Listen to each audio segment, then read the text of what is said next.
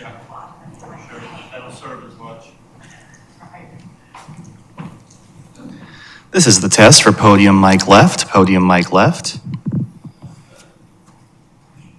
Pardon me, sir. Oh, sorry. Testing on podium mic right, podium microphone right.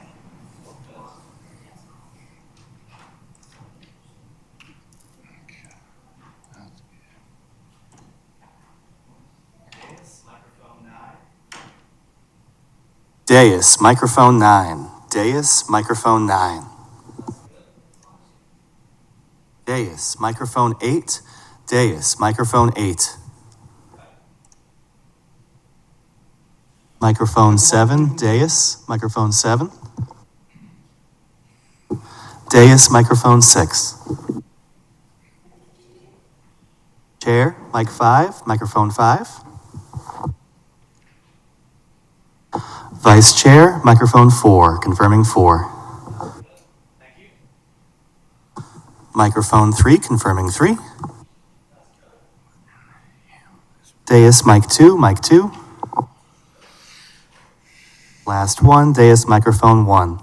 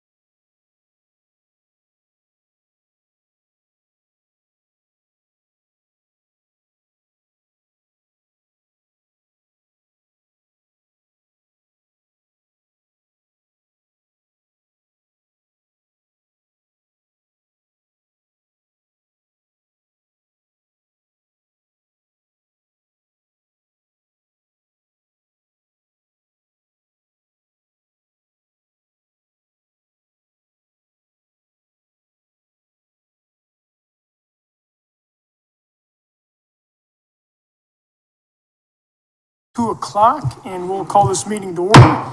If you could join me in a pledge of allegiance. Pledge allegiance to the flag of the United States of America and to the republic for which it stands, one nation, under God, indivisible, with liberty and justice for all.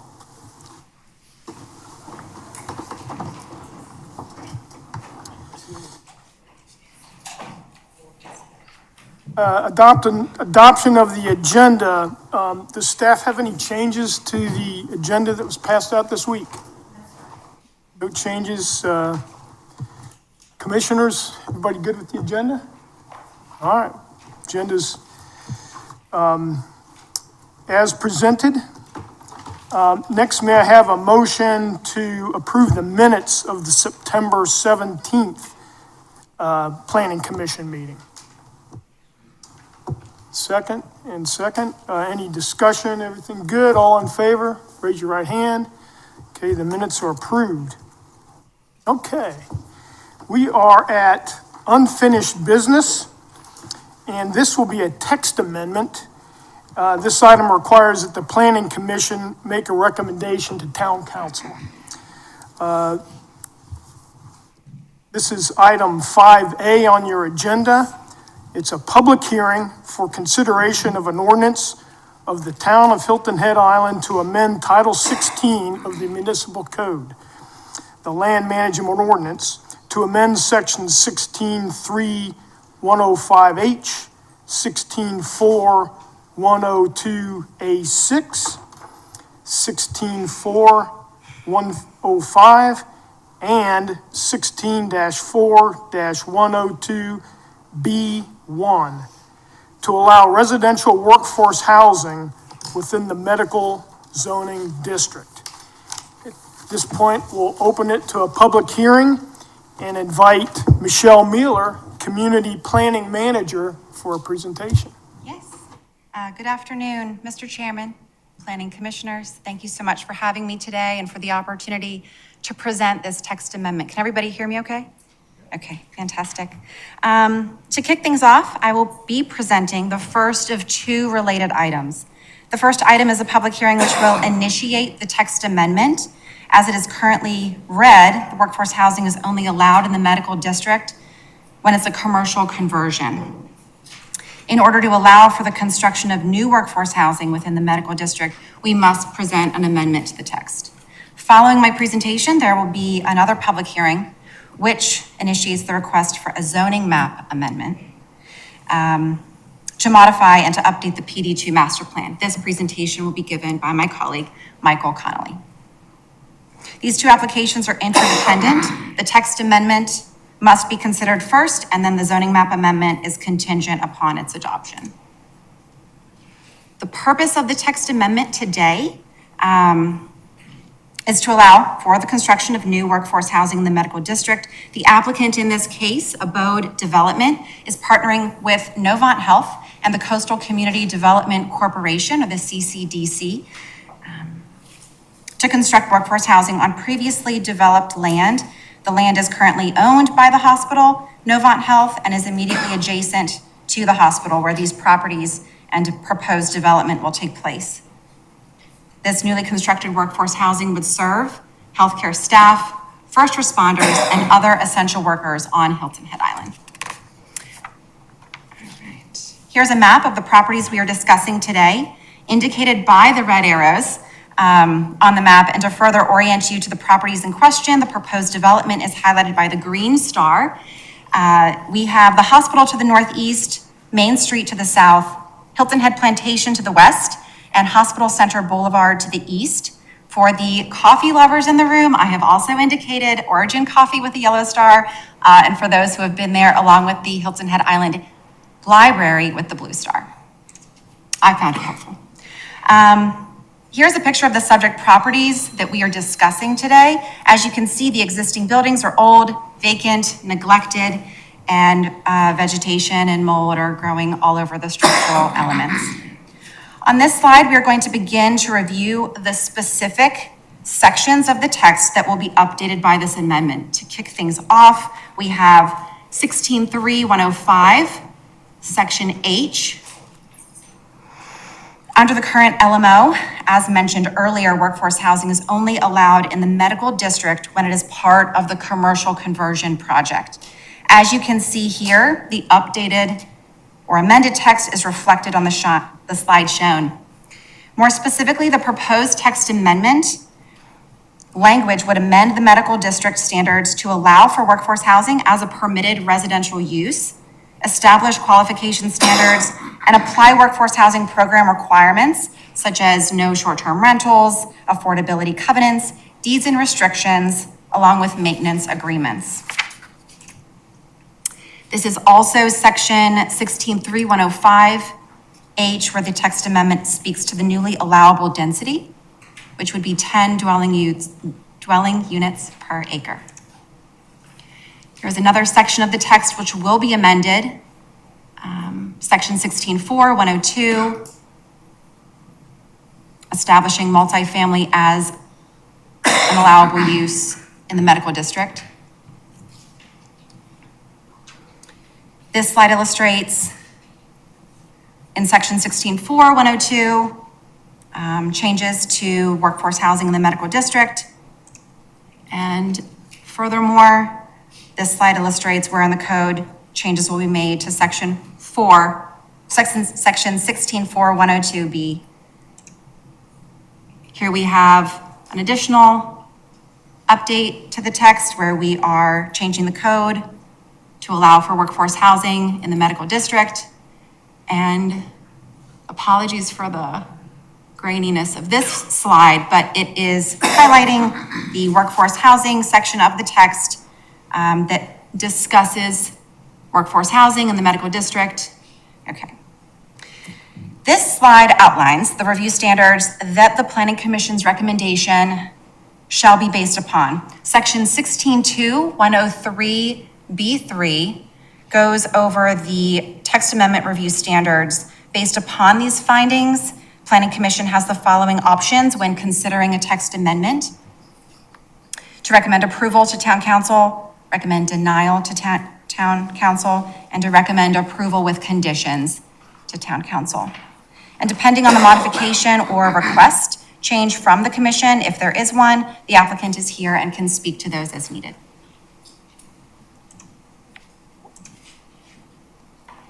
Town staff has found that the proposed text amendment aligns with the review criteria as they support the economic growth and housing goals of the comprehensive plan.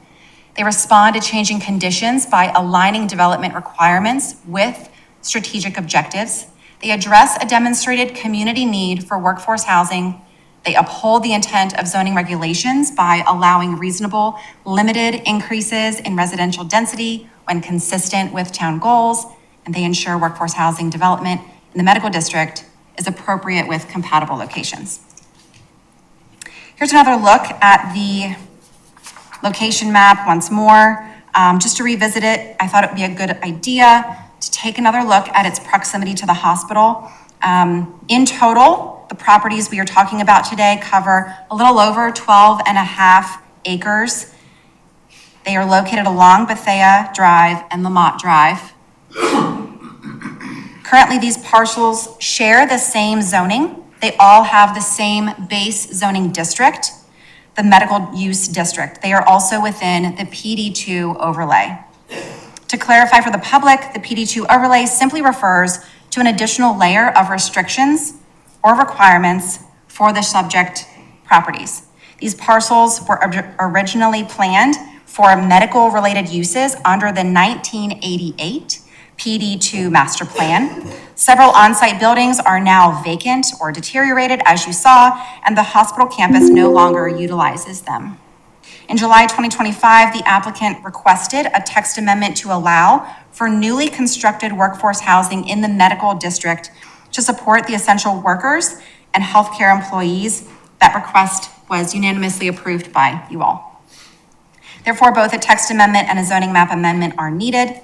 I believe this slide helps to not only set the table for item 6A on the agenda, the first item for new business, but it also gives you a good idea of how close in proximity this proposed development would put potential workforce to the hospital.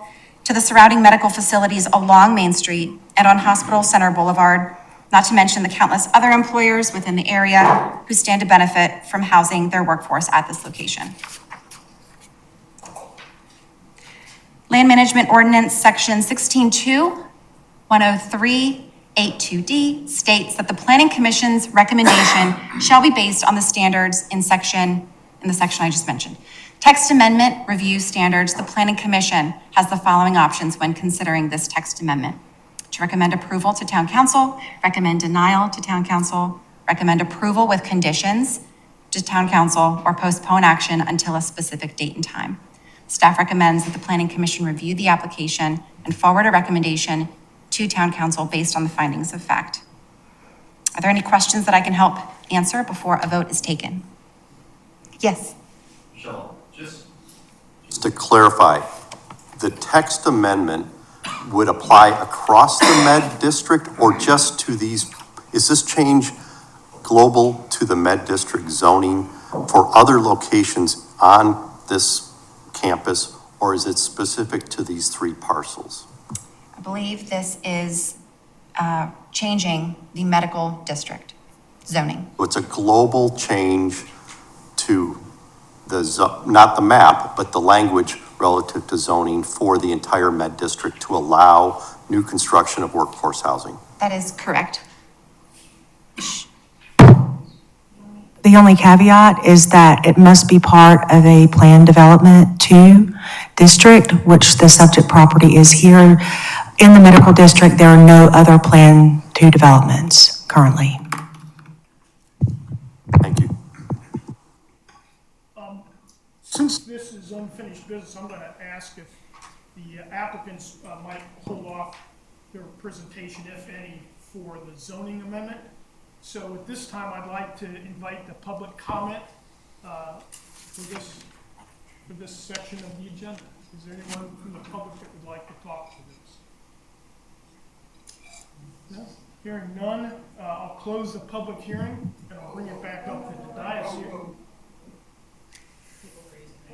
Oh, I didn't see. Is this the only discussion about this project? There'll be, in new business, section 6A, we'll be talking about the zoning map amendment. This is just the text amendment to the LMO. Would you like to just wait for that? Yes, I'll wait. Okay. Any, Peter, would you like to talk to the text amendment?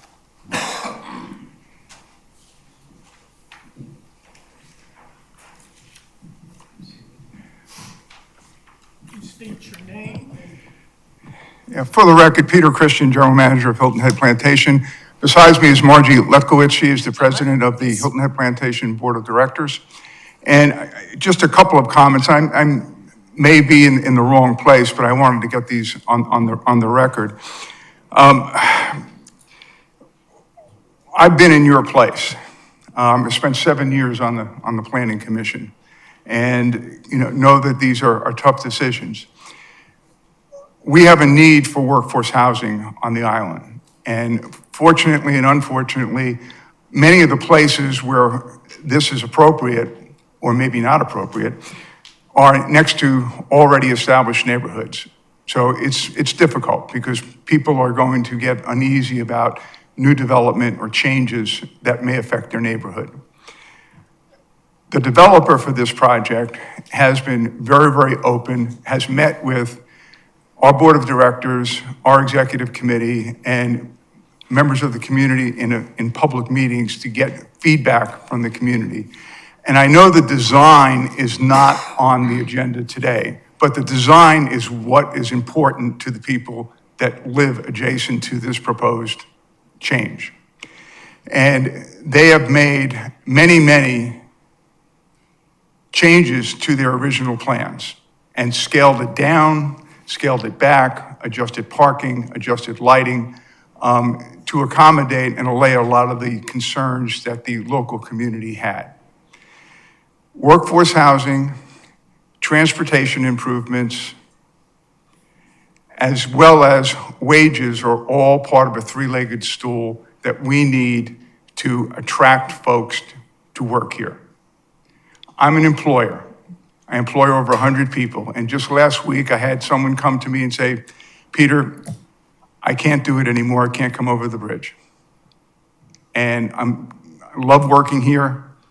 I enjoy the people, but I just can't afford to spend 2 hours on the bridge to come over to work.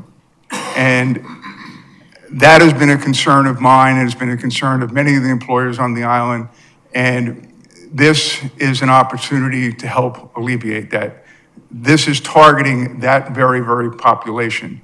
The hospital right now, I understand, has an entire floor that is not in service, simply because they don't have enough nurses to staff it.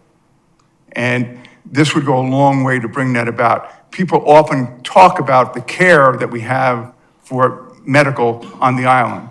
And one of the reasons we don't have the care that people want to expect is because we just can't afford to have the folks here. You know, I was treated for a medical condition, and the doctors rotated every week because they couldn't get a full-time physician to live here. And, you know, these are all aspects of this. So it's very, very important. Our board voted unanimously to support this with the proposed concessions that have been made by the developer. So please, when you listen to the developer, keep in mind, and I think he'll bring to your attention, all the various things that he has done to help alleviate some of the concerns of the property owners adjacent to the property. But this workforce housing is a much needed addition to our island. And I thank you for your time, and I'm happy to answer any questions you may have. Thank you both very much. Thank you. Any other public comments? Seeing none, we will again close the public hearing and bring it back up to the dais. Commissioners, do you have any questions, comments? Commissioner Whaley. Thank you, Chairman. So in follow-up to the question that was posed earlier, can you bring up the map and of all the medical district and show, I'm still not clear in my head, what is affected by this workforce housing text amendment, and what is excluded from it in the medical district? So if you could bring up a map and walk us through that, because I'm not visualizing that. I will have to fast forward to my colleague's section of the presentation because his map shows the zoning district, or we can just wait until his Well, I portion of the can't vote presentation. on this unless I understand that. So if we pull up, sorry to dip into your presentation. So we have a zoning map in front of us right here. You have the island wide on the left. The medical district is indicated by the brown little pie shape here. And then we also have the PD2 master plan, which is indicated by the orange pie shape on the right-hand map. We have an enlarged section here, and Michael, you can probably speak to these maps a little bit better than I can. But here are the current uses that are allowed on the PD2 master plan. And does this answer your question, or are you? Yeah, so my question is, now that I've seen the map, and that's very helpful, I appreciate that, thank you. The salmon color is where Novant is proposing the building, correct? Correct. Okay. Is it also true to say that anything else in this triangle, this PD2, could become workforce housing in the future? Or is there a minimum acreage that's required? Because the Novant lot is a good size. I think Shay's touched on that. Yeah, go ahead. Good afternoon. For the record, Michael Conley, Senior Planner, and I'll be speaking to you a little bit later on about these illustrations and how they relate to the zoning map amendment.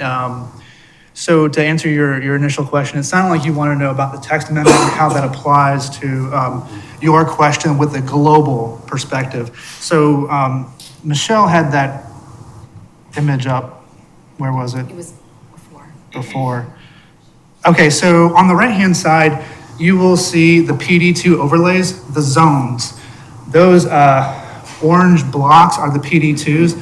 This text amendment enables workforce housing, multifamily in the PD2 overlays.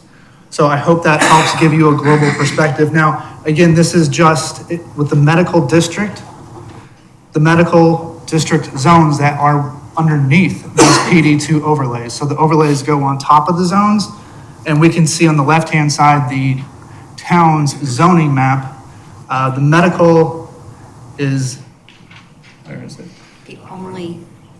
Yeah, so it's the brown color. So when you put these two maps together with the PD2 overlay on top of the medical zoning, those would be the only parcels affected. Those would be the only areas. So if you can go back to the PD2 map, please? No, The wrong one you direction. showed before, yeah. You were going the right way. Okay, this So one. again, my question is, aside from where the proposed Novant multifamily housing is, as indicated by the salmon color, it looks salmon to me. My question is, so anywhere in this PD2 footprint, is the underlying land eligible to have another developer or even Novant come back and suggest workforce housing within this footprint? Regardless of what's there now, because there is stuff there now. Right. So the answer is no. And that's why we're here today, is because the overlay restricts that. So when we talk more about the zoning, Okay. every PD2 overlay is broken up into individual segments. Okay. I'm trying to stay away from the word parcel, but it looks kind of similar to this. In each of those segments, areas have allowable uses that were approved in the master plan. So this overlay does not fit the multifamily workforce housing use, which is why we're going to be talking about the zoning map. So we're going to update the overlay to allow these uses to parallel to work with your text amendment. So it all fits together harmoniously. Does that help? I'm going to repeat back to you so I make sure I understand what I heard. Okay. So when I look at this map, and then I look at the zoning, and I look at the zoning later, the only footprint that will permit workforce housing when we take the first decision, the second decision together is the salmon-colored footprint. Is that a correct statement? That is correct. Okay. So the zoning map amendment, which we will hear later, or right after this one, so the PD2 overlay right now as it sits does not permit any residential uses in that, like you say, little pie shape for the Palmetto Headlands PD2 overlay. The zoning map amendment will allow residential uses only on the salmon-colored parcels. Can I add to that? Sure, Schaefer. Schaefer R. In the medical zoning district, the amendment is targeting the full district. If a PD2 is in the district, it qualifies for new multifamily housing. There's only one PD2 currently in the medical district, which is what you see on the screen. If an applicant were to come in and request a new PD2, and that were to be approved through a rezoning process, there could be additional multifamily housing in the medical district. Okay, so again, let me just repeat back so I understand. The only way for any other multifamily housing to be put in this footprint is through zoning, a zoning amendment. Is that correct? Absolutely. Thank you. I Yes, appreciate thank that. you. I know it was, I just could not visualize. I'm sorry. Thank you. So what we're doing is we're focusing on a text amendment to change the LMO so that workforce housing is permitted in the salmon. Anything else? All right, can I have a motion to approve that text amendment? Yes, sir. I will make a motion to move this forward to council for approval, make this text amendment change. There's a motion by Commissioner Lowball. Do I have a second? Commissioner Siebold. Any further discussion? All right, all in favor, raise your right hand. Opposed? All right, it's unanimous. Okay, off to new business. Item 6A is a zoning map amendment. This item requires that Planning Commission make a recommendation to Town Council as well. And I will read that amendment request. It's ZA 001007 2025. A public hearing for consideration of an ordinance of the town of Hilton Head Island to amend the official zoning map with respect to the real property located at Bethea Drive, to amend the plan to Palmetto Headlands HH Hospital Master Plan within the Plan Development Overlay District for Beaufort County tax map parcels R510 008 337A 0000 and R510 008 000 0337 0000 and finally R510 008 000 0452 0000 to change the allocated uses from commercial use to commercial or residential use, and to provide for severability and an effective date. All right, we're going to open a public hearing for this item, and I'll invite Michael Connolly, Senior Planner, for a presentation. All right, thank you, sir. I know some of this is going to be a little redundant, but just for the sake of the public, the applicant is asking to add multifamily and workforce housing as allowable uses on about 12 and a half acres on Bethea Drive. And the PD2 master plan that we were discussing earlier only allows medical uses. The proposed development is called Nightingale Commons. It includes 114 mixed income townhomes and 12 two-story buildings. So the mix includes 1, 2, and 3-story bedroom units. And the project also includes a pavilion, community wellness amenity center, and a pool. Excuse me. So I'd like to take a moment, if it's okay with you, Chair, just to briefly explain what a PD2 overlay is, especially for members of the public who are watching online. Just as a refresher, so zoning comes from the town's land management ordinance, or what's affectionately known as the LMO. And the LMO is based on the town's comprehensive plan. So every property in the town has a base zoning district. In this case, the parcels that we're talking about today are all located in the medical base district, which is intended for related medical services and hospitals. And that's out of the LMO, based on the comprehensive plan. So on top of base zoning, we have overlay districts, also known as PD2s, PD2 overlay district. They add additional rules and regulations on top of the base zoning. And this helps guide development in a coordinated way that allows flexibility when conditions change over time. So we can see on the right-hand side the PD2 map that we briefly discussed earlier, but these are PD2 overlays, and some of them go over multiple zones, but the restrictions apply to everything underneath. So again, it's an overlay on top of the base zoning district. So the request today before you from the applicant is not to ask for a change of the zoning per se, but to update, to amend the overlay restrictions that would allow workforce housing and multifamily uses. Thank you. So again, the 3 subject parcels are located off Bethea Drive. They're across the street from Hilton Head Hospital. They're adjacent to the Crooked Pond area of Hilton Head Plantation. And these 3 parcels are a part of the approved PD2 overlay plan.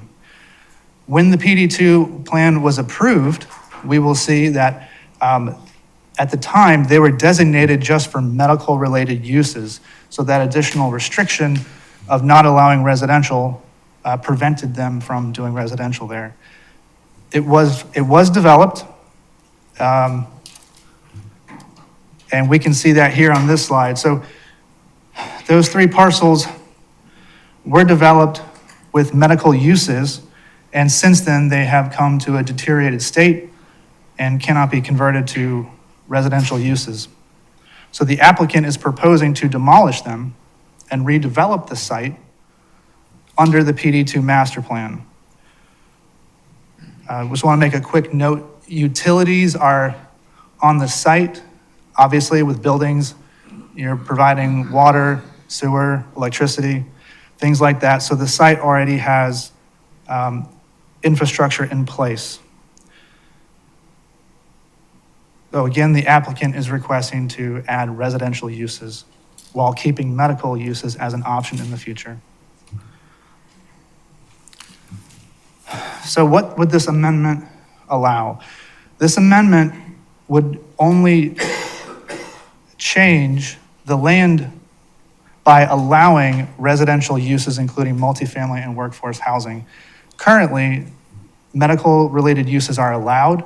The applicant is proposing to keep those medical-related uses in the master plan, in that overlay, and then to add residential uses, including multifamily and workforce housing.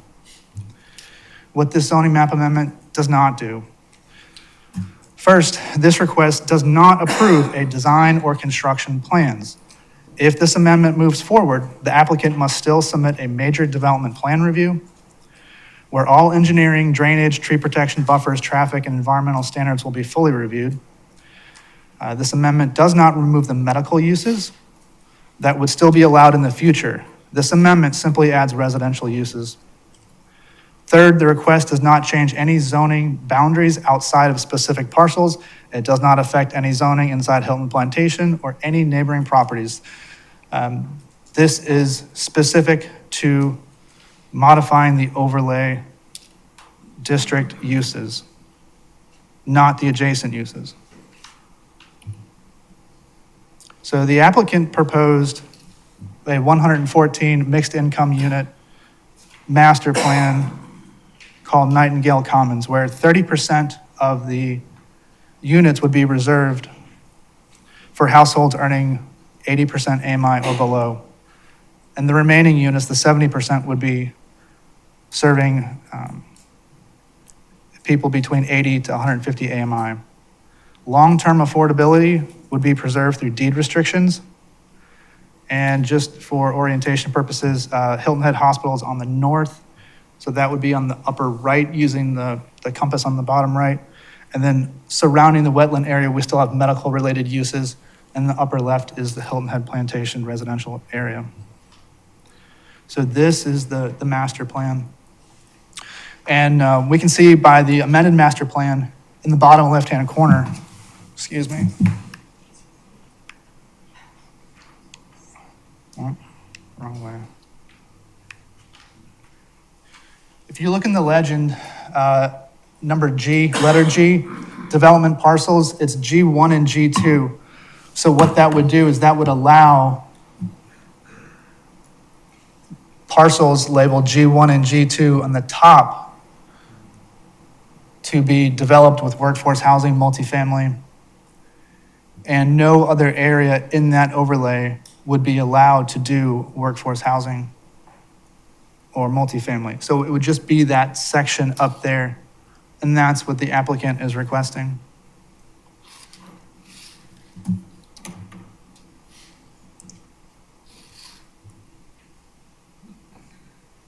Staff is recommending that the Planning Commission review the application and forward a recommendation to Town Council. Staff does have a recommendation that if you do choose to recommend it to Town Council, to include the following condition of approval. All stormwater generated on site shall be retained and managed within the project limits. No discharge shall be directed toward Hilton Head Plantation, and any existing drainage issues along the common property line with Hilton Head Plantation will be resolved to the greatest extent possible. Thank you. Okay, at this time, does the applicant want to add anything to that? I would like to. We would like to. I'm just gonna go to the desktop. Thanks. Okay.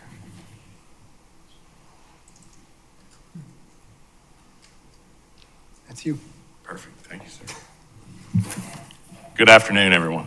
I'm Joel Taylor. I have the honor to serve as the market president for the Novant Health Hilton Head Market.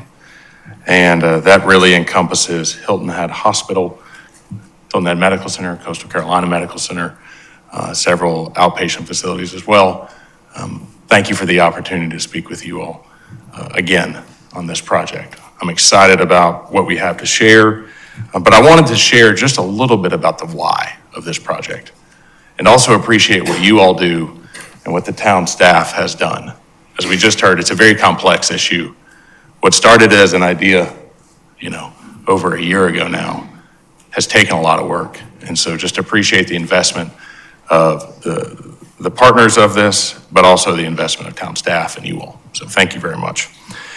As you all know, workforce housing has been a persistent topic of conversation for Hilton Head Island for many years, certainly as long as I've lived in the area. It is a critical challenge, and with the collaboration of Novant Health, the Coastal Community Development Corporation, and Abode Development, I'm proud to say we've developed a project that meets a portion of that need here on Hilton Head, and specifically and especially for hospital staff.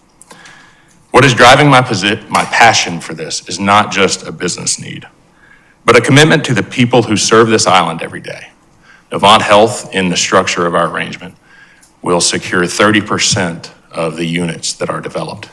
But these units are also targeting other essential workforce on the island. And my team, the team, will talk more about that. But I wanted to provide some context of all of our other efforts underway to recruit and retain the best staff for your hospital. Novant Health employs over 1,200 team members within our market. Approximately 550 of those individuals are dedicated to Hilton Head Medical Center, and another 80 are dedicated to our urgent care on island, as well as the numerous medical practices. Since Novant Health purchased the hospital in February of 2024, we have demonstrated an unwavering commitment to our workforce. This is really phase 2 of our workforce housing initiative.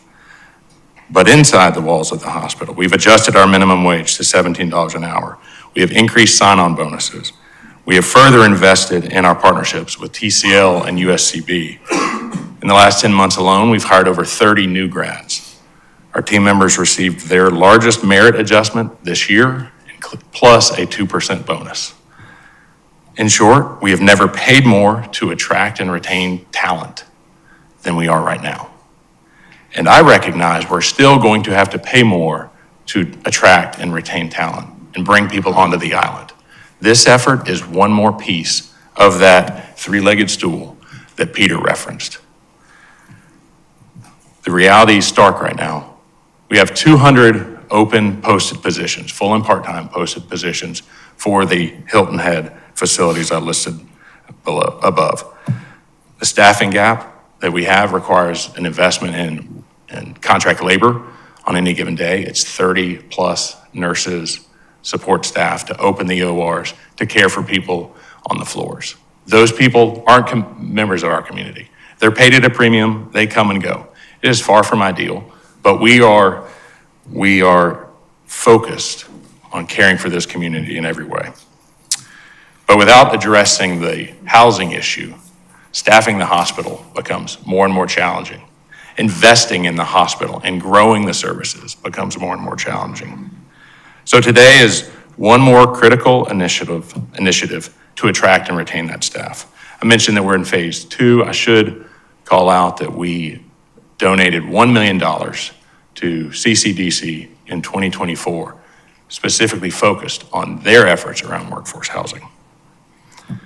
Several months ago, we presented this idea. We listened intently to the input from the commission, town staff, and certainly the community, in particular, Hilton Head Plantation. I'm proud of the end product. We heard the feedback. We've adjusted the plan. Josh Tiller and Alan Wolf will provide additional details there. But my last opening or closing comment is, this is an investment in our hospital, but it goes beyond that as well. I'm proud of this project. I appreciate the opportunity. Thank you all very much. Josh? Thank you.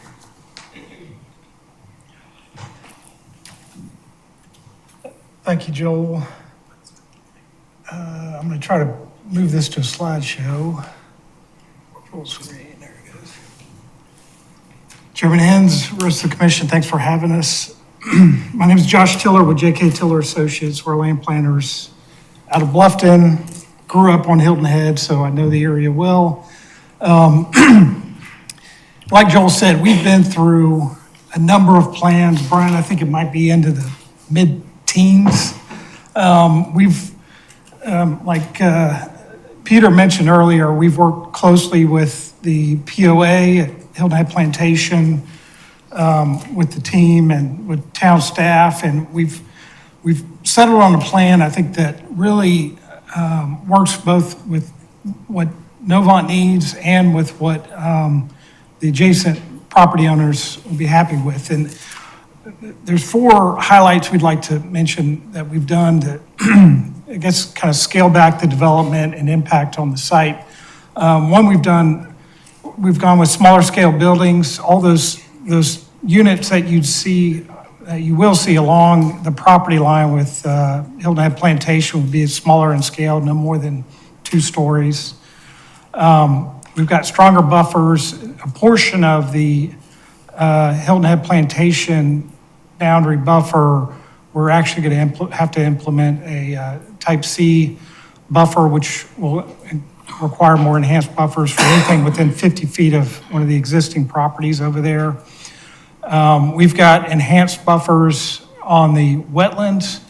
At a minimum, we have to meet a 35-foot average and no less than 20 feet.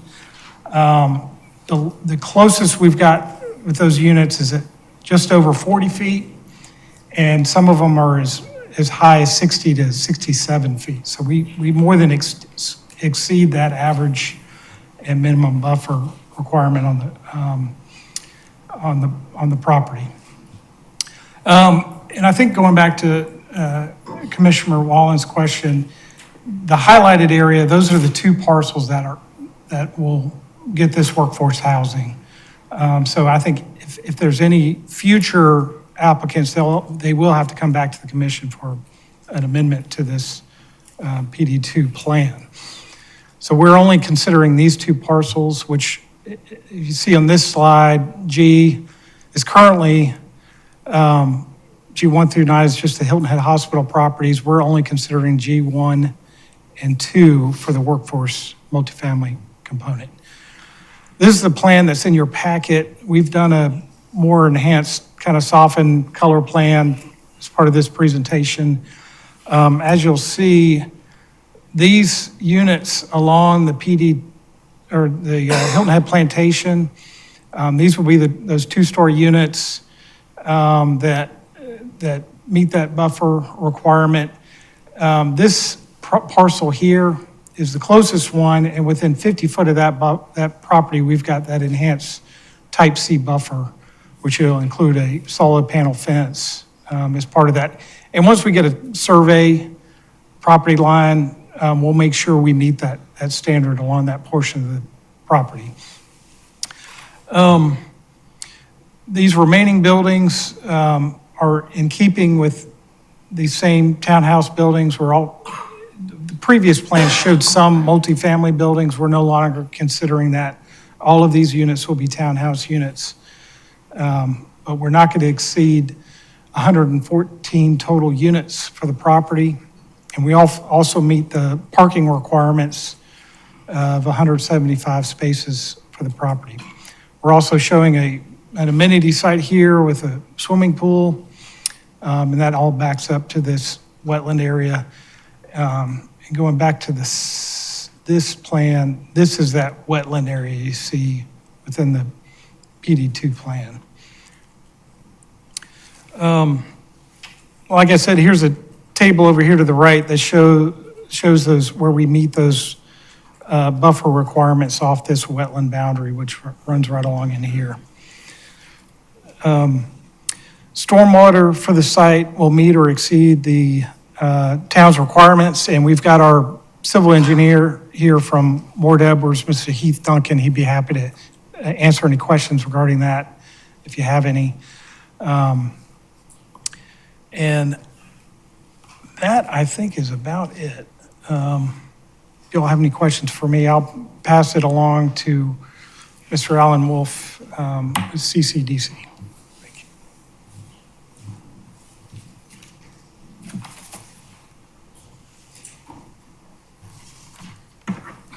Hello, Commissioners. Alan Wolf, Chairman of the Board of the Coastal Community Development Corporation. The CCDC has spent a few minutes in this room and happy to be back with a big project like this to talk about.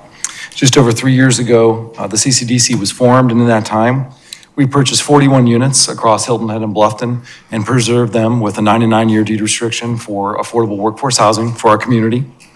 And during that same time period, we've received cross-community support as well as cross-business support, and most notably, as Joel Taylor pointed out, from Novant Health with $1 million donation, which helped us do our work in Bluffton and buying 23 units out there. What was so striking in our relationship with Novant from day one is when they came to the market, they had the same long-range vision that the CCDC had. We're looking 99 years and more down the pike with how we want to address our work in this community.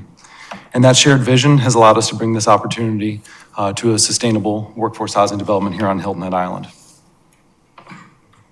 The unit mixes, which have been spoken to by Michael earlier, are listed there on the screen.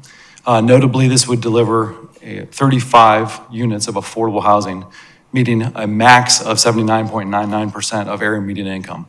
So that's a rental threshold that we have to deliver 35 of the 114 units at for eternity. And then additionally, there's the 30% of, or excuse me, 1/3 of the units that will be prioritized for Novant Health. I'd like to focus on that on the next slide before answering any questions. This is our priority list, which we had blessed by fair housing law standards when we put the CCDC mission together. And that was to ensure that we can prioritize workers in our work to renting to residents of our units.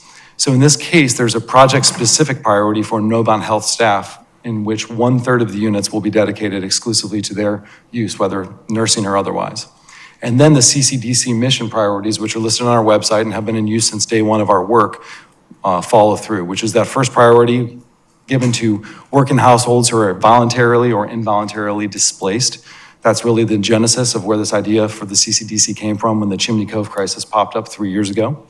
And then we work down for our second priority, which is for workers who work at a local business where the units are located. So workers on Hilton Head that currently live on Hilton Head that want to live there will be the first priority in that case, followed by workers who have a job here but don't currently live here. That's the strategy that we've deployed from the CCDC standpoint that will work so nicely here to attract new talent for healthcare and other complementary services across the island.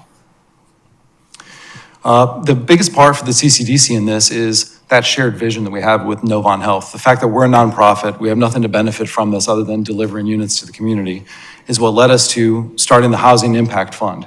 We're following the work of a fund in Charlotte and Charleston who have raised independent funds to own workforce housing. So the CCDC has begun fundraising of $10 million in equity, which will allow us to be the sole owners of this project. Novant Health is donating the land to the Housing Impact Fund as part of that $10 million investment. What that means for CCDC is these units for 99 years and longer will be serving the community, and there's no option for anybody else to use them for alternate purposes. We would also act as a property management partner, and happy to answer any questions from our team if you all have them at this point. Any questions before we turn it over to the public? Comment? For me or them? Aye, yes. Okay, great. Thank you for that presentation. So I'm a little confused. So the CCDC rental preferences, how do they align with or exceed the deed restrictions, and what would be the deed restrictions? The deed restrictions are a 99-year covenant of affordability in which the units can only be rented between 50 to 150% of area median income. That's the CCDC mission. In this project-specific instance, we've got a cap of 35 units, or 30% of the units being delivered at 80% max AMI. So we would have to provide for that preference as part of the town agreement for workforce housing. And beyond that, we just ensure that we make sure workers are living in each one of these units. Okay, so when you say workers, are you, because I know when we went through North Point, that's the only frame of reference I have, we focused on people who were Hilton Head employees. Yeah. Now, in this, Novant is saying they're going to subscribe to 30% of the units? They'll have the ability to fill up to 30% of the units, So the remaining 70% will be filled by people who work on Hilton Head, period, not in counties, not in... No, only to the extent that there are applicants who work on Hilton Head. that are applying. They would have a priority over somebody who is an applicant from Atlanta wanting to move here. So workers on Hilton Head would have the priority in that case. And that's a matter of fair housing law that we've worked through to make sure that we're not violating any fair housing law. I'm not sure how North Point's doing that exactly to avoid that, but we've been very cautious. Okay, could I just ask the town attorney a question about that? Thanks. So a statement was just made, kind of new to me, but so if we put in a deed restriction and they have this order of priority, we can't restrict it to just people who work for the hospital or people who are employed on Hilton Head. We are compelled by federal housing laws to extend it beyond Hilton Head? I have never had, never had to get my head real down deep in federal housing law on this. I know that we had a lot of, as Mr. Wolf said, a lot of deep dive into that with regard to North Point, so it worked. I mean, what the covenants will do, as other covenants that have already been recorded, are to limit occupancy of the unit to individuals who, or households, whose total income does not exceed a certain level. Beyond that, and I'm deferring to Mr. Wolf on his comments about what federal housing law requires, then you would have to follow that. But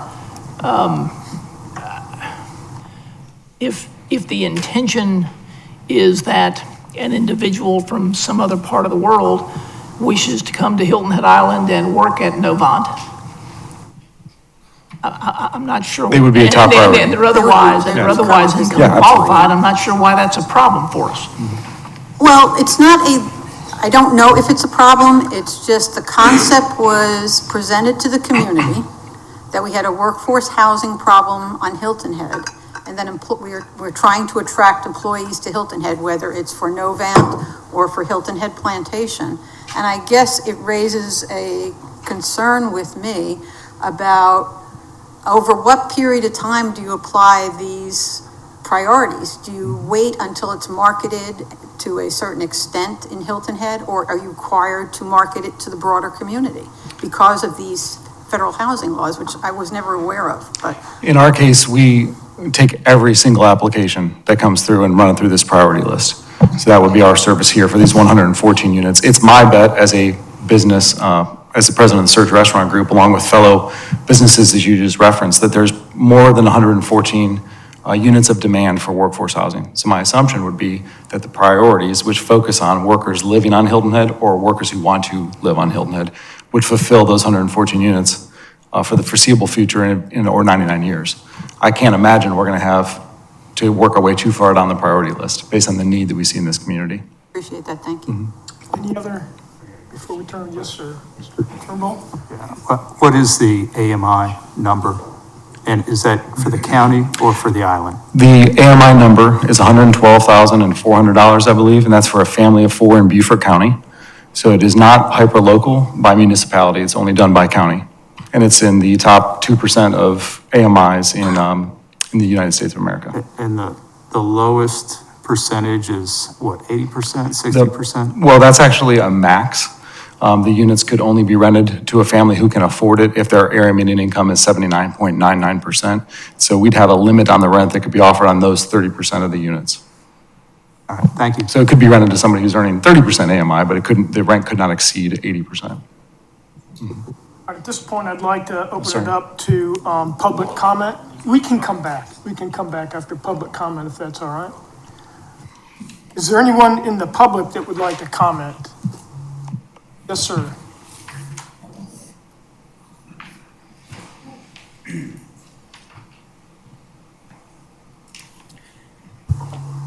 Thanks for giving me the opportunity.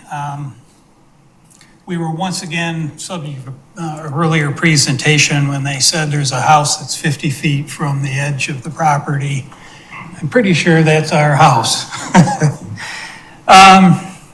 Understand the greater good here. We agree with probably 95 to 99% of what we heard here. It's good for the island. makes perfect sense. We're just trying to balance that with our house and our neighborhood. We have our life savings tied up into our house. We want to be, this is our forever house. We want to be lifetime residents of Hilton Head. So I'm hoping, I don't think we're going to be able to do anything to keep this from happening, and it's probably, again, a better thing for the entire island. But we're hoping, whatever happens, that they'll be good neighbors. We're getting very positive signs. I've met with folks, and this new design is light years ahead of the first design we saw. The townhouse concept, the way they position the parking, the stormwater drainage, et cetera. Everything looks much more positive than we've seen before. But we're just hoping that continues forward. So I'm hoping simple things like, when will the demo and construction begin in the morning? Am I gonna wake up to, jackhammering and cranes and whatever? And when's it gonna finish at the end of the day? Who's gonna provide security for the complex? We've talked a little bit about that, and hopefully there'll be coordination with the Hilton Head Plantation security.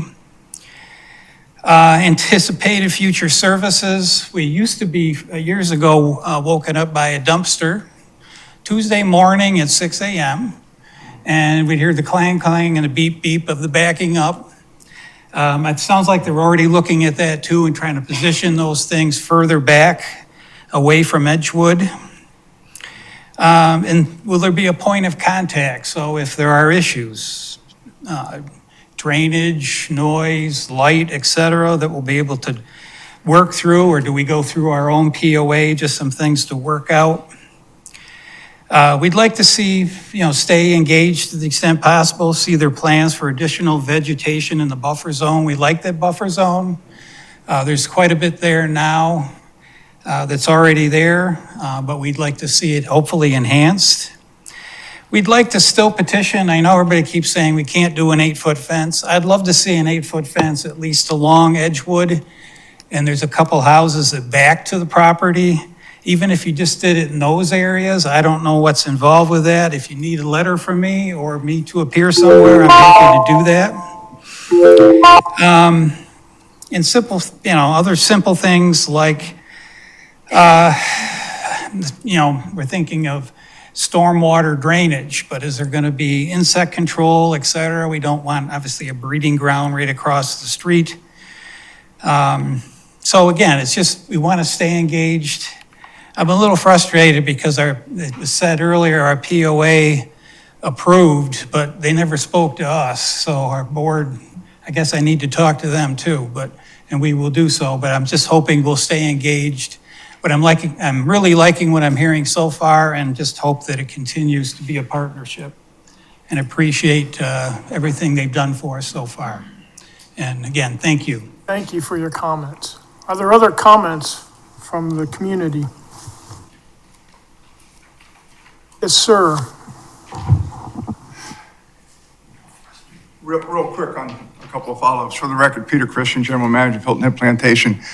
The developer has agreed to work with our ARB through the planning phase. And I know this is just to allow the zoning, but they have agreed to work through our ARB on their final plans. And as a gentleman indicated, the developer lives in Hilton Head Plantation. And I'm sure that I will have a beeline from the property owners right over to Keith if there's an issue. And just to point out that everyone had their house built. And during that period of time, their builder created noise. And yes, inevitably, during the construction period, there will be some noise and disruption, but it will be over and it will be done. And the hardest part of this whole process is getting to this point. The construction should be easy if it's approved. The other thing I wanted to mention is this is a private venture. The only thing the town is contributing to this is the zoning. In other areas of the country and in other projects, local government is making a monetary donation, either in land or some type of accommodation. In this instance, all these folks are asking for is the zoning and they're going to take it privately and build workforce housing that's going to accommodate and help the island. Thank you. Just other comments? Yes, ma'am. My name is Sue Graff. I live in Hilton Head Plantation. I live in Crooked Pond, which is the area that is most greatly going to be impacted potentially with this build. I don't live on Edgewood, but I have friends throughout the whole plantation. I ride my bike, I play pickleball, I do a lot of things, and I've just heard, I guess, just comments from people about everything that's going on the island. So I'm taking just a big picture viewpoint. One, and these things jump around, but the map, I just didn't see anywhere where it showed, I think there's a funeral home, Love's Funeral Home, that is just on the other side of the fence line of Hilton Head Plantation. Crooked Pond's recreation area is right up against the fence line. And these pictures are great, except I don't see a laser pointer and I've not seen anything that shows the fence line, Crooked Pond community, and the homes that are impacted. I have pretty good vision with my glasses, but I can't see anything that really drills down to that, because that's what we need to be talking about, in my opinion. I think we all agree we need workforce housing, but not to the detriment of the existing homes that have been there for most of them 40 years. They're some of the original homes in the plantation. I think we need to be very careful as an island, all of us together, that we think that this development is going to solve all of the hiring issues, because there are far bigger issues than just where to live. Those of you that have seen Jonesville and Spanish Wells Road, development is happening every square inch of this island. And so I think a lot of people that are nervous to come here, I'm sorry, but I think if I were a young person coming to work here, I would say, when I'm off work, am I going to be able to get in restaurants? The island is really becoming at capacity. So that's more of a big picture thinking. And I think we agree that the rains, the unprecedented rains that we've been having, have really impacted not just Crooked Pond, not just Edgewood, but the plantation as a whole. A lot of us are sort of weary of adopt a great. You know, we've all got flooding on a lot of the roads in the plantation, not on a hurricane occasion, but once a week in the summer when it rained. Heavy rains, not so heavy rains. The grates are filling up. And I've been down Edgewood. I live on a street that floods. I ride my bike around the plantation, and the debris that's in the yard is way up in people's yards because the drainage issue is a concern. And so one thing that I feel like we need to do is make sure we leave along the fence line, and I didn't see the pictures, but we need that tall tree vegetation buffer, 20 feet, 15 feet, I don't know what's reasonable, but that needs to remain so that we don't, I know everybody says, oh, well, we'll take care of it. If you've got a solution, we need it in HHP. And I'm sorry, Peter, but somebody needs to invent something to help with the flooding that's going on, because it's getting worse and worse with the rains. And that is not going to go away unless we solve, global warming or whatever we want to call it. So I think I've talked enough, but I just wanted to kind of look at a big picture viewpoint, because we're all for the same thing, but let's not destroy one little section of HHP to try to solve this. And then we go, oh, well, only 20 people that work at the hospital are living there. So, thank you. Thank you. Other comments? Seeing none, let's turn it back to the dais here. Commissioners. Commissioner DuBois? Sure, who might be able to answer this question? I'm curious what the anticipated, let's say, yearly rental income would be off of these units. Second question would be what entity receives that rental income?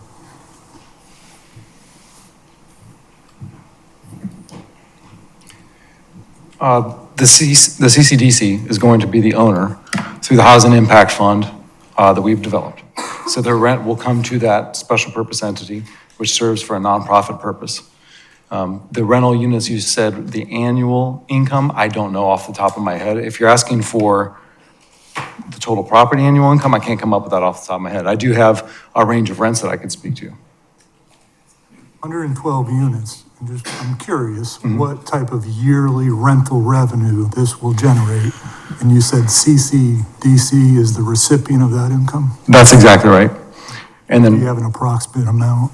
I mean, I know how many units, and you know how many, yeah, 114, what's the monthly 1, 2, revenue? and 3 bedrooms, and I'm curious what the 325,000? total aggregate amount is that we're talking. Yeah, so we have a target of $325,000 of monthly rent. So if we just took that times 12, that would give us an opportunity to come up with an annual rent, revenue number. 3.9 million? I'll take your word for it if you've got the calculator, thank you. Yeah. And then we have our operating costs, financing costs, and everything else that washes out. That's exactly right. What do you anticipate CCDC would do with that $3.9 million annually? Besides upkeep, obviously upkeep the Yeah. property as the landlord, that would be. The operating costs are certainly substantial in terms of security, in terms of maintenance, property maintenance, landscaping, et cetera. The bulk of it unfortunately gets paid to a bank who likes to collect interest because this is going to be funded like every other workforce housing or regular development project. We'll have about 30% of the down payment done in cash equity through our housing impact fund, and then we'll have a bank note for about 70%. So the point of what's left is we hope to return a minimum of 6% as an altruistic investment payback through that housing impact fund. And that's it. The rest is for keeping the rents low. There's no profit motive whatsoever for the CCDC. Never has been, never will be. Other questions? In terms of stormwater management, Yeah. obviously you're going to create retention basins, everything else on site. Where does the rest of the runoff go? Is it heading towards North Point? Is it heading towards? Great Apple question. Creek? And we've spent a lot of time with Ward Edwards, and I think they're here to address that today for you in particular. Good afternoon, Heath Duncan with Ward Edwards Engineering, I'm a civil engineer, helping with the project. We've not gotten very far into drainage design at this point, but what I can tell you is that just looking at topographic maps and GIS maps, it appears that runoff runs sort of towards the wetland area that we looked at earlier. The site that you see there today, the medical office buildings, all slope. Okay. Yeah, they also, everything that's there today slopes towards that wetland area, which is towards the bottom of the page. We would envision keeping that flow pattern the same. We would intercept it in detention ponds or some kind of storage reservoir before it goes to that wetland. And the reason we store it is we store the difference between what flows off that property today and then what would flow off after we add some rooftops and paving. We have to hold that difference because we can't discharge any more towards that wetland than goes there today. So we basically store the difference, but that is the direction we anticipate that it will go. And then where does that end up going downstream? Is that heading into Otter Creek? I'm not sure that I know the answer to that question right offhand. That will be, it will be wherever it goes presently, and it will be at the same rate of flow that it is presently. We wouldn't be altering that. So you're not looking for additional volume going towards? No, sir, we were limited by ordinance and by state law to discharging only at the pre-developed or the existing rate of runoff from the property. Thank you. You're welcome. So my concerns are not with the concept, but with the execution, in the sense that you have, per the application, 12 and a half acres that you're using for your density requirements. When we change this to a PD2, you can do 10 units per acre. The adjacent Hilton Head Plantation is 3 units per acre for residential, but the effective building footprint, a term we use in design and construction, is more like 5.7 acres. At 5.7 acres, you're at over 20 units per acre. You're more than double. And so my issue is not with the design, the concept, the idea of workforce housing. It's how dense this is in that particular piece of the parcel or property. I would also challenge that within the buildable footprint, you're at or above 60% impervious, certainly not over the entire parcel. And so my challenge would be, is there any way to reduce the density in our proposal moving forward for this zoning change? Because to me, this feels just way too dense for that piece of property.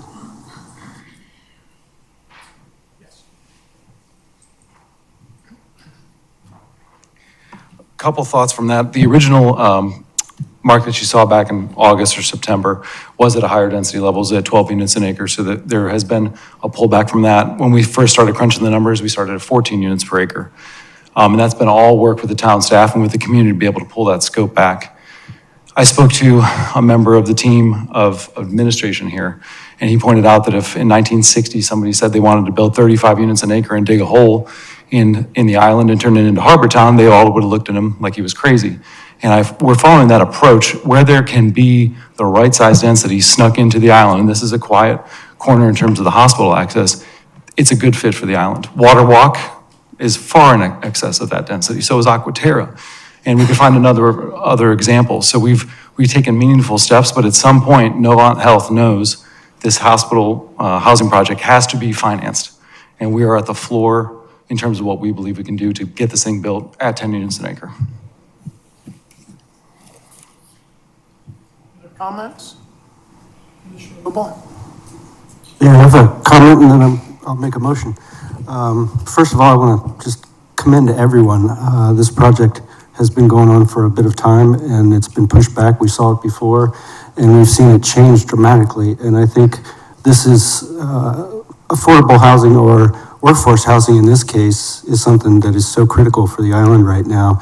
And to see the staff, the town, the developer, Novant, the principal, the community work together and make radical changes to the development to try to accommodate everybody is exactly the way these projects need to be thought through, worked through, and the extra time taken to make it work. So I commend everybody and the CDC as well on your part you played in bringing this to where it is. As far as the motion, I would like to make a motion that we approve this for submission to council with the condition and language that the staff had proposed.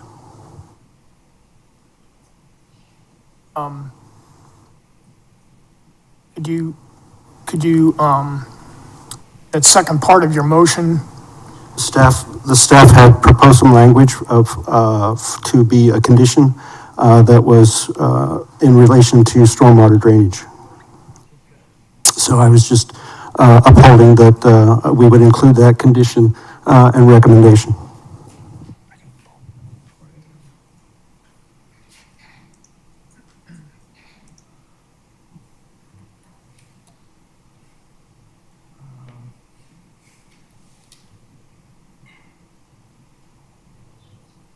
That was it, I think.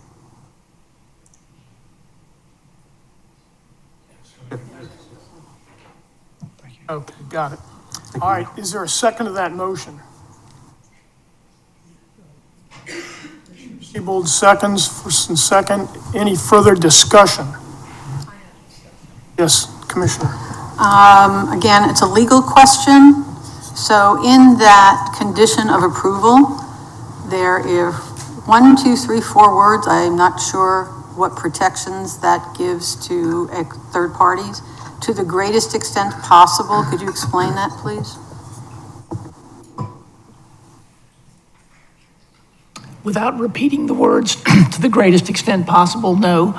But what it does is means that the applicant and the staff are going to work together to reduce the impact that is described in this text as much as can be done in the context of the development plan.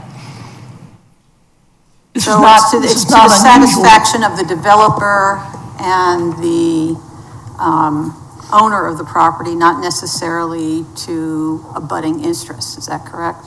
Well, satisfaction of the applicant in the town. Okay. So then I guess the question would be directed to the town. How does the town handle any engineering, I guess with this particular condition, any engineering disagreements with respect to the stormwater?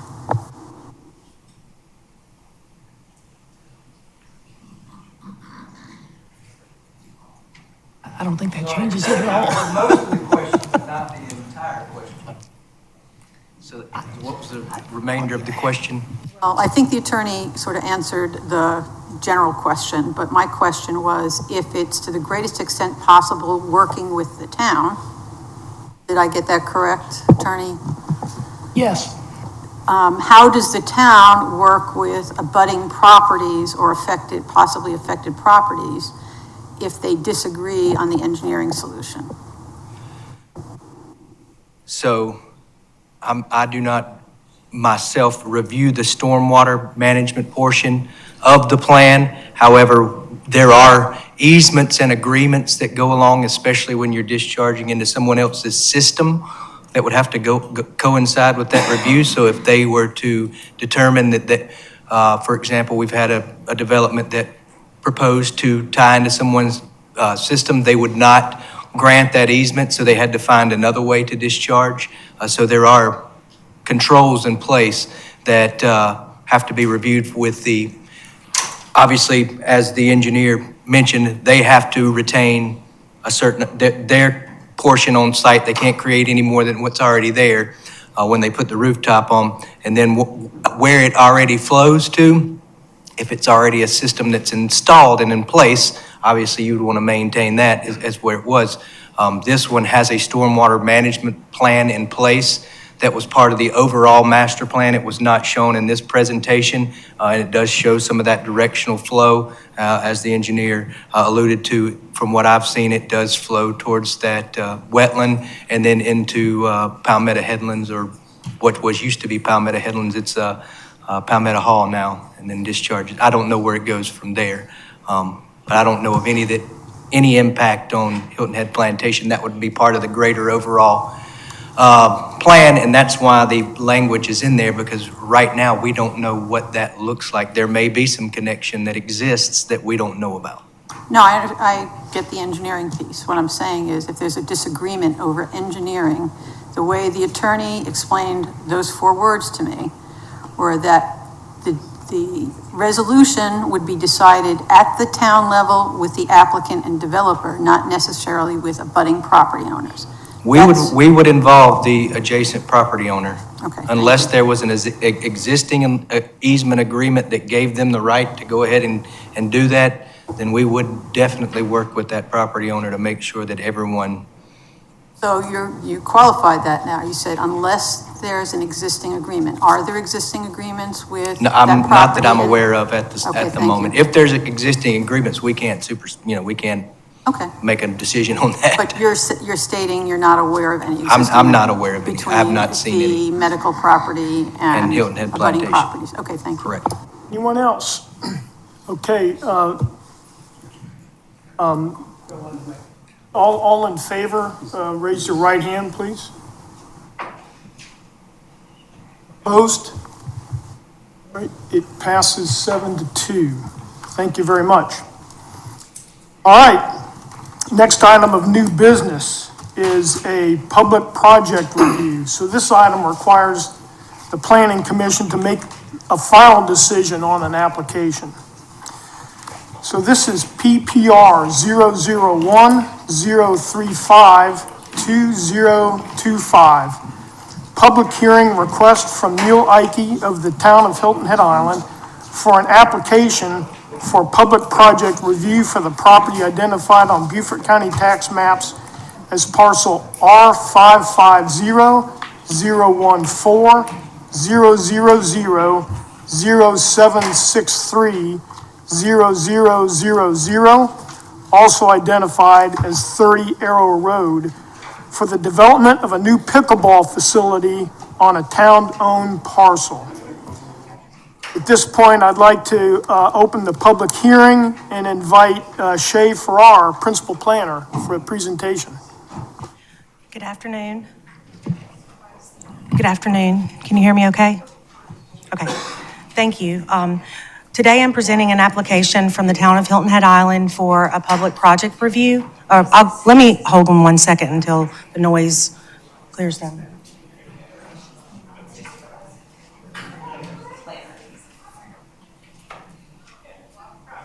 Okay. Good. Okay, thank you. for a public project review from the town of Hilton Head Island for a new pickleball complex located along Arrow Road. Per the Land Management Ordinance 162103 Q4, public project reviews are required for public projects to determine if the location, character, and extent of the projects are consistent with or conflicts with the plans of the comprehensive plan for the town.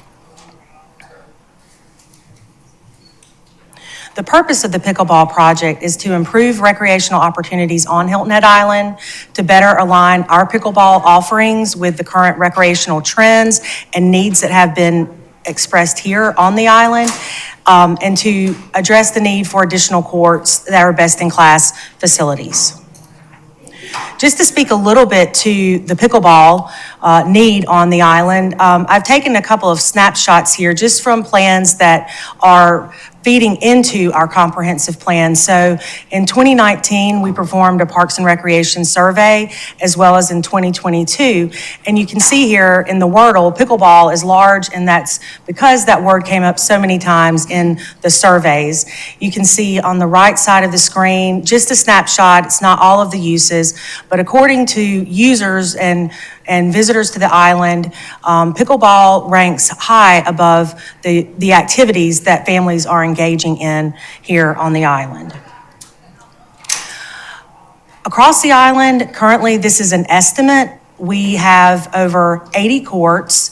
There are only, however, 12 courts that are public courts. 6 are owned by the town at the old Schoolhouse Park location, and the other 6 are owned by the Island Recreation Center. The location of this project is along Arrow Road. So you can see here, Arrow Road and Palmetto Bay Road. And this is the locations of Crossings Park. So this property is part of our Crossings Park area. The particular project proposes a clubhouse with a player's lounge and 5 small shelters throughout the site, 20 total courts, 105 parking spaces, stormwater improvements, and a pathway connection that goes down to the Bristol Sports Arena. So for staff's review of the location, character, and extent of the project for compliance with the comprehensive plan, the comprehensive plan supports the addition of a pickleball complex on the island, as well as the expansion of the town's pathway network. As stated here and highlighted and underlined, the town does not have a specific complex sufficient to meet the demands for the sport. So in conclusion, relative to the location of the project,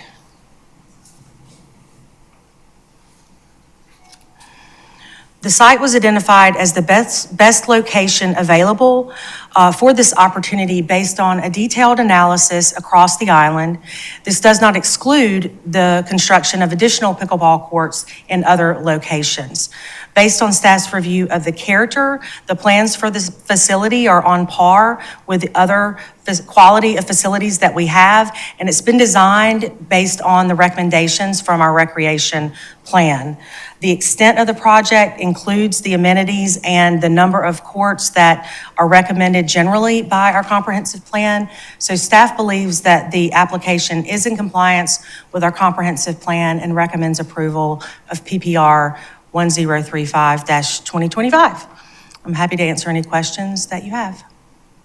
Let me, before we talk amongst ourselves, let me invite public comment on this proposal. Is there anyone from the public that would like to speak? Yes.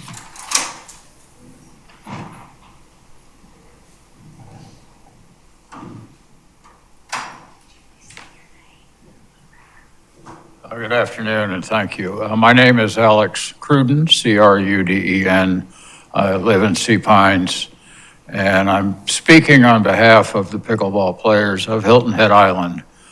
I've been president of the Hilton Head Island Pickleball Club, which went from a little over 100 members to now over 1,000. That 1,000 is just made up of people who play on the few public courts administered by the Island Rec Association. It was mentioned there are 12 such courts. It should be pointed out that 6 of them are also basketball courts and are available only approximately 3 hours to 4 hours a day. So there's definitely a need for pickleball public courts.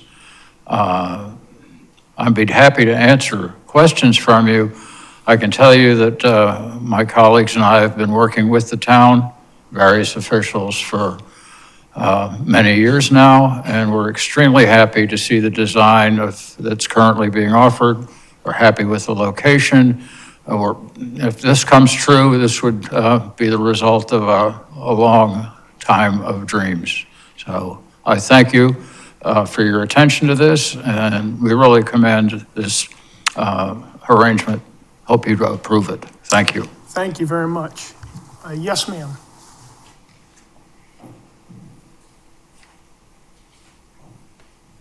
Good afternoon, I'm Beth Petro. I live at 53 DeLander Court, which is the property right behind where these pickleball courts will be adjacent to. Just a couple quick housekeeping things. As a resident, none of us received any mailing or notification of this public hearing today. I've spoken to at least 10 people since 1 o'clock this afternoon when I realized it was on the agenda, and none of them had received anything. I do understand there's a billboard on Arrow Road with a QR code. However, where it's located is on a side of Arrow Road that does not have a walking path, and in order to stop, slow down, you would be doing so right on the bend of an extremely dangerous road that would cause an accident to try to get the proper information that was on that billboard. We're not against the pickleball court. We invite it. We just want to make sure that as residents of Palmetto Bay Villas, that there's some consideration for the buffer and the vegetation. Currently, where these pickleball courts are going to end is directly behind Building 6 of our complex. And it's, to the pictures that appear to be in the packet, it looks like it's coming right up next to them. So our concerns are obviously light pollution, noise pollution, and public access that will be now coming into our property from this. The plan did not really show any kind of fencing or if it's going to be vegetation.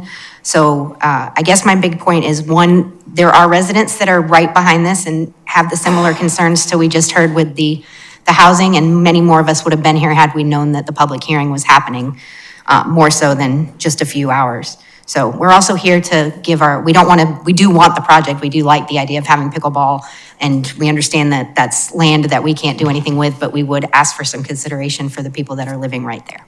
Thank you. Thank you very much. Other public comment? Okay, I'll bring it back up to the dais. Commissioners.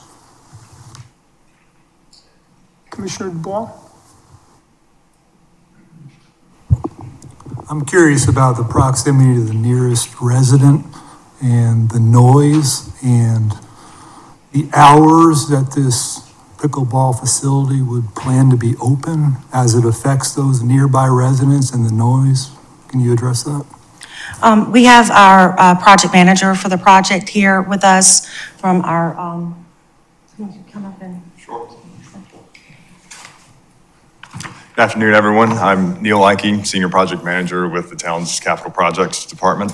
To your point about the nearest unit, so the Court 1, which is the farthest, we'll say, west of the layout, is a little over 100 feet from the unit that this resident pointed out that was the closest to the complex. So our calculations that the decibel level there will be between 45 and 70.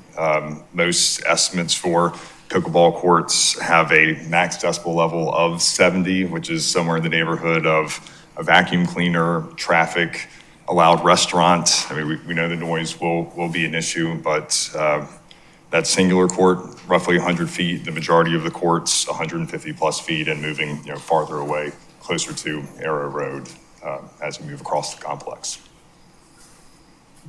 What of the hours of use? Is that in the works, or has that been determined, or what? So that's still being determined, and sorry for cutting you off, that's still being determined with Island Rec, who will be actually doing the programming for the space. The space will have overhead lighting, so it'll probably run after sundown. That will be their intention, but that is something that we'll have to work out in partnership with the community to figure out how to best balance the playing hours for the participants and the surrounding community to not have it be too onerous after hours.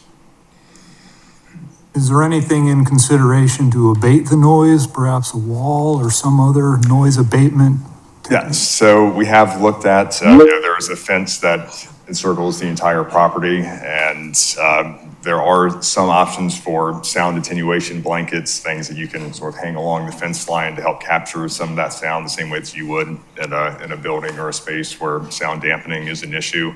Again, the cost of that versus the amount that is able to actually attenuate the sound, that's something that we'd have to look at as what kind of ROI we would get back on that, because it's not a confined space, so it's difficult to actually capture the sound, but we can investigate that further if we need to. Commissioner Turnbull. What's the cost of the project?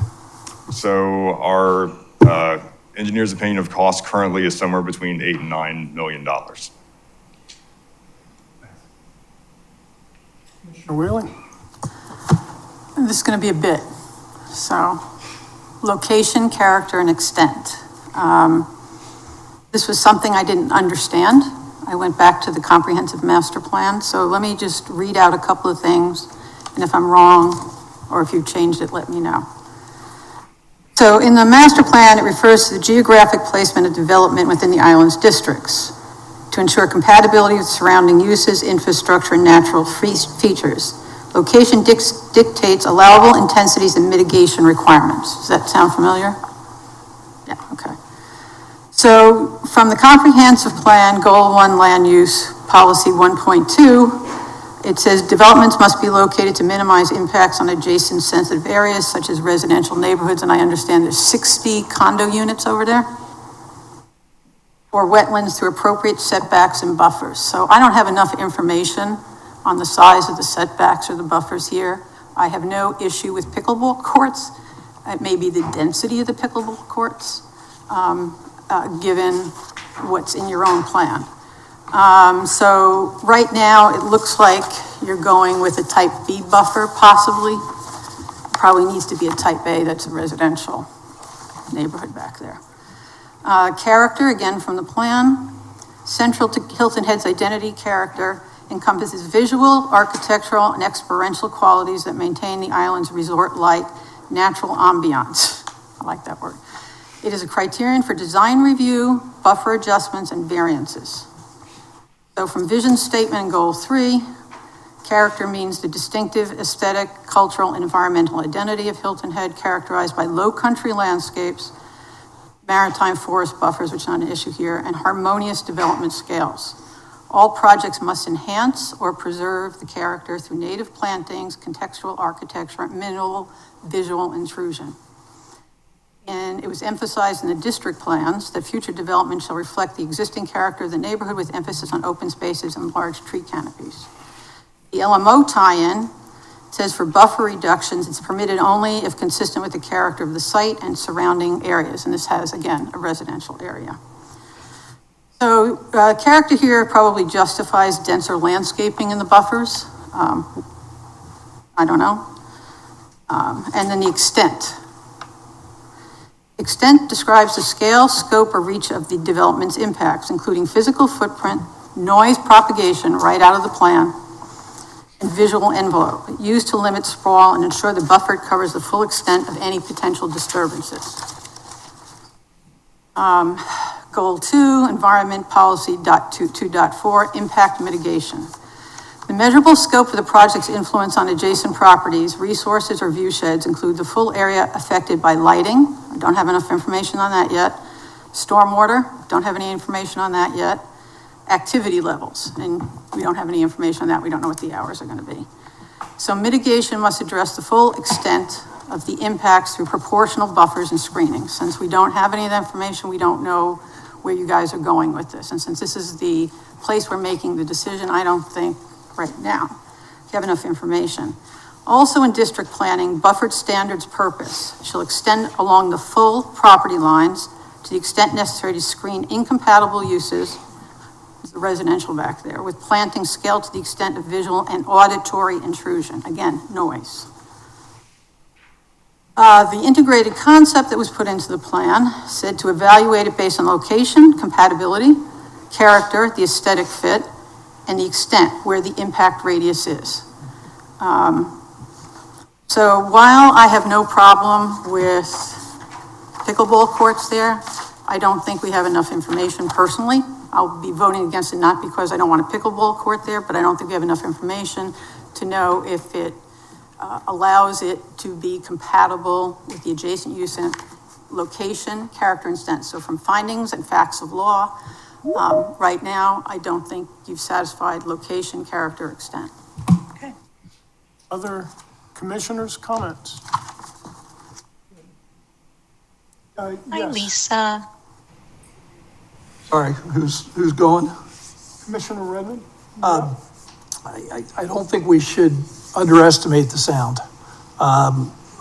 Having done a little bit of background work on noise, 70 decibels in a quiet neighborhood is still pretty annoying, even though the 60 is probably human voice. So Correct. Unless you're changing the setbacks, which I don't know what options you have there, I think that noise reduction mitigation, whether it's a wall, whether it's screening, it comes with a price, but I do believe that they're pretty invasive at the shorter distances.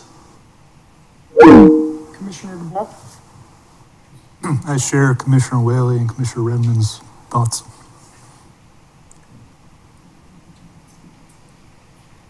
Okay,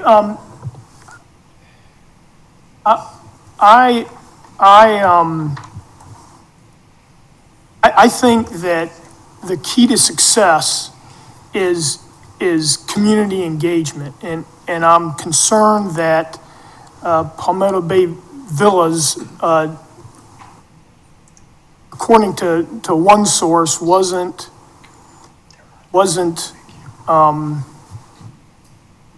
appraised of this situation. It's really important.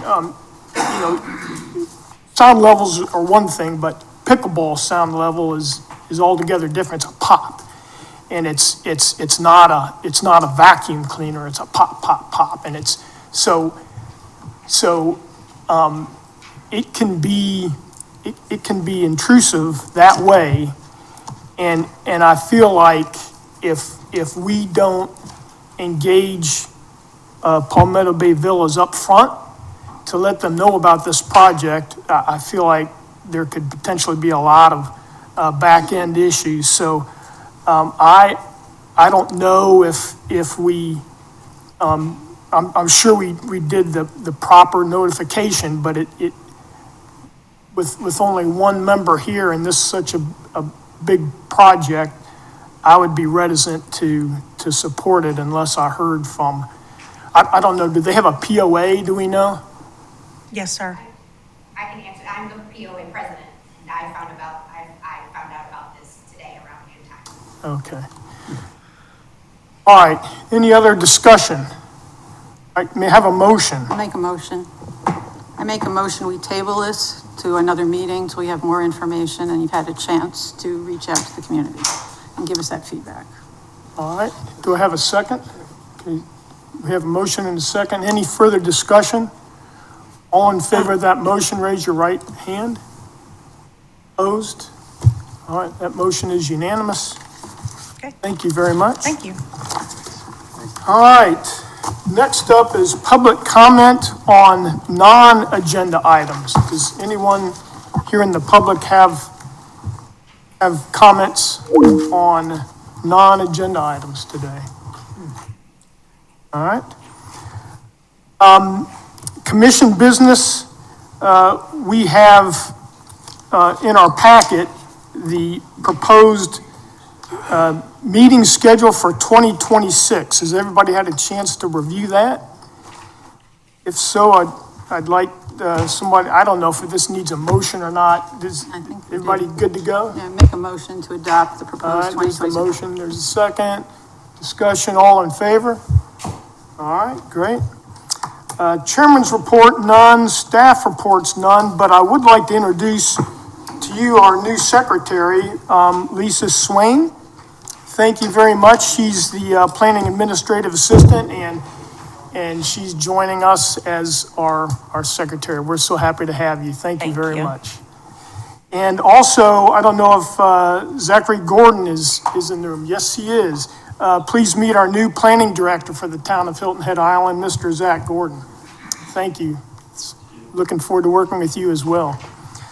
All right, if there's no further business, this is adjourned.